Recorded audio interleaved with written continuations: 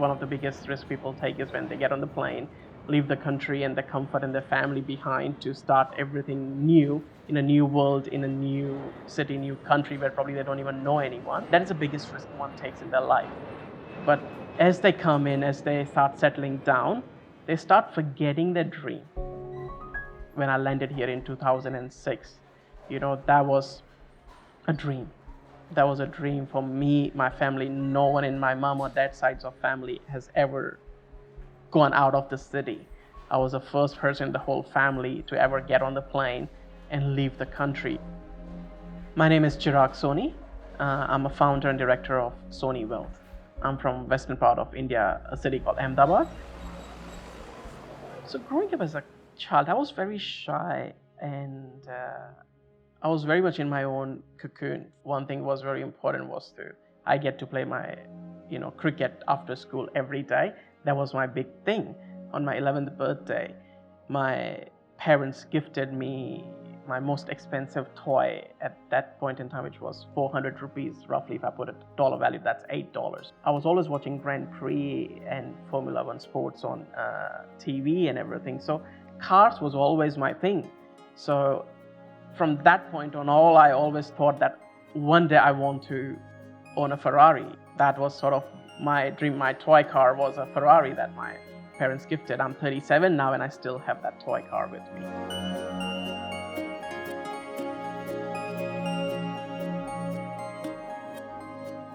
My dad had a very small business. It was a small shop, 2 by 2 to 4 square meter space. That's where he worked all his life. I started counting cash at the age of 7. He started letting me go to the banks from the age of 8. So I was always involved in doing things.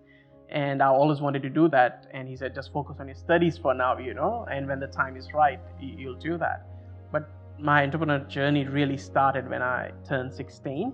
And I was really keen to do something. And that's when I started purchasing, mobile phones, because it's pretty new. My dad gifted me one for my birthday. And that's where okay, it's something really great too.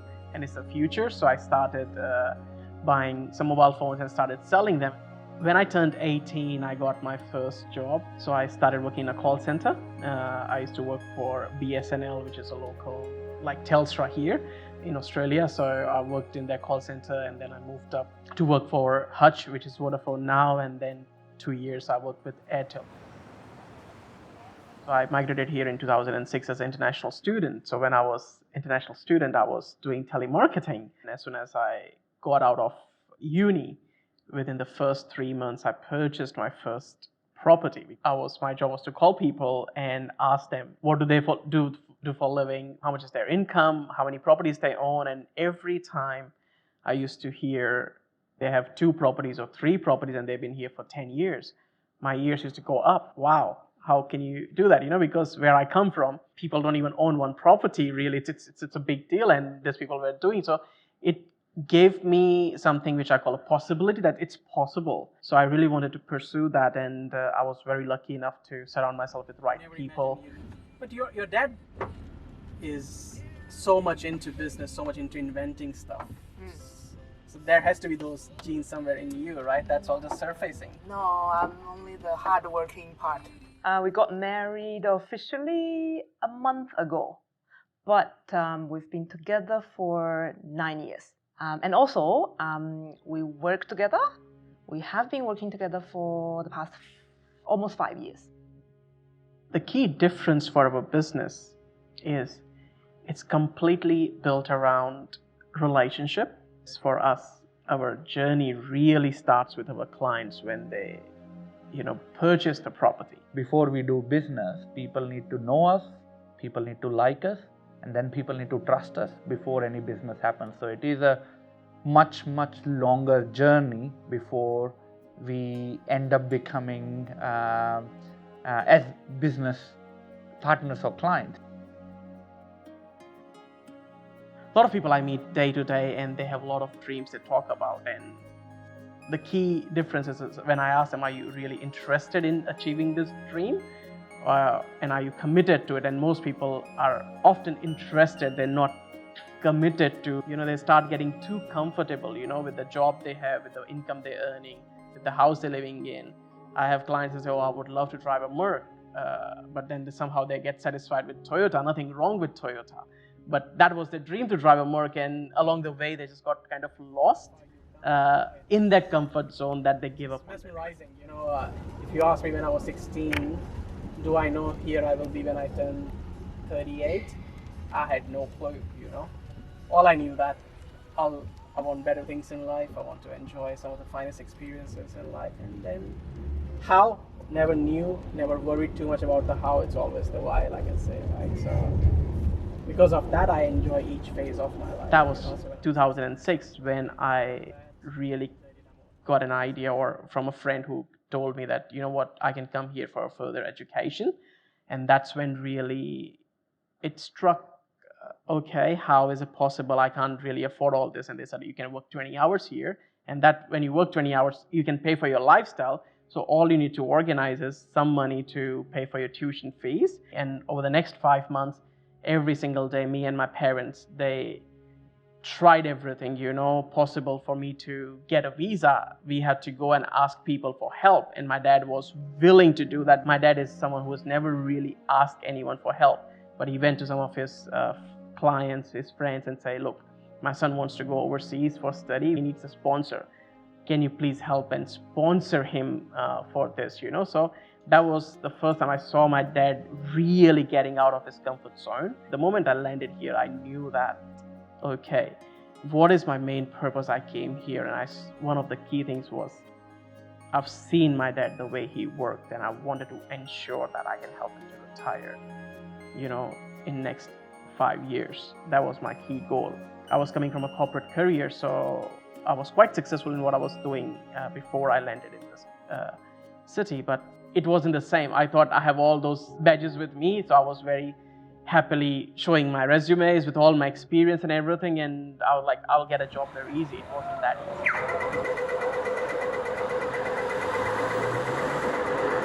First job that I landed was working in a 7-Eleven, and I had to do 10 shifts on trial before they offered me a role for $10 an hour.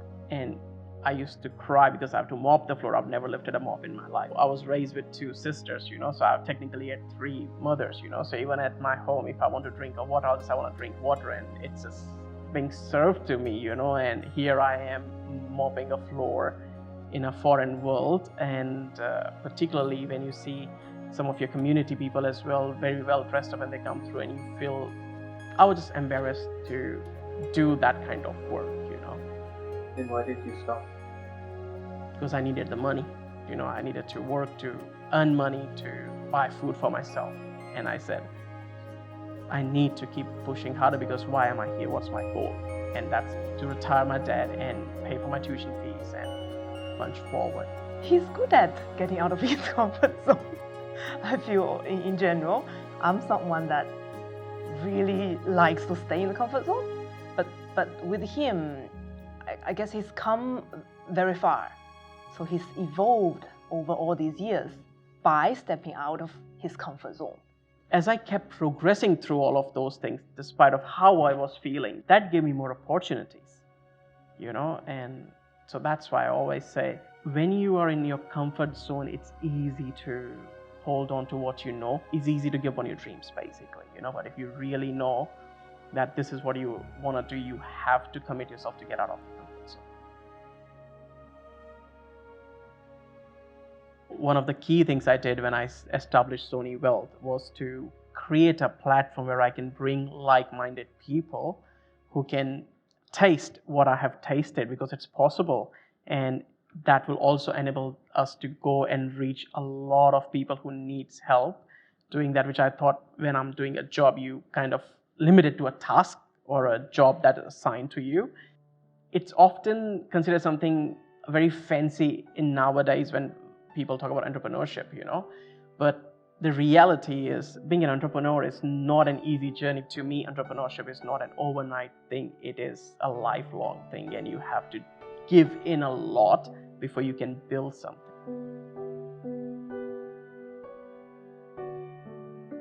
He reads, he watches inspirational clips and also cooking shows. street food cooking shows. I find it funny that many boys that they would play video games or whatever to relax themselves in their spare time and all that. He watches cooking shows. I always believe it's just not about hustling 24/7. You also need to learn to switch off. If you can't switch off, if you can't disengage yourself from everything that goes into your day, it becomes very hard to keep performing at your level best. Say if I'm doing some housework at home, I would hear the background of people cooking in the wok and explaining what's to put in ingredient, and he's watching that as his therapy. So that's something he does as well. Because being an entrepreneur, you have to give your 100%, but try your best to give your 100% every single day. And for you to do that, you have to learn. For me, my downtime is really enjoying a nice glass of whiskey, watching Bollywood movie, watching cricket, cooking, so I find time to do all of this throughout my day.